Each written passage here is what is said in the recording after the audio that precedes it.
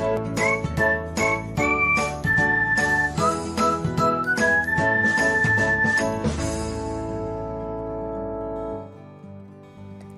everyone, welcome back to another episode of Technologyglance.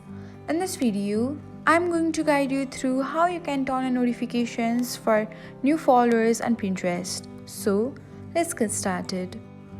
Watch till the end and don't forget to subscribe to Technologyglance by hitting the subscribe button and press the bell icon so that you'll never miss another update. Without further ado, let's get started. First of all, open the Pinterest tab on your device. Now, tap on your profile icon. Next, select three dots icon. Tap on settings. Open notifications and then by email. Now, click on the button beside followers under social and that's it. Now, you will receive email notifications for each new followers on Pinterest. Thanks for watching. If you found this guide helpful, we will love it if you hit the thumbs up button below. We upload great new tech tutorials like this one every day. So, don't forget to subscribe to our channel and hit the bell icon to get an update as soon as we post a video.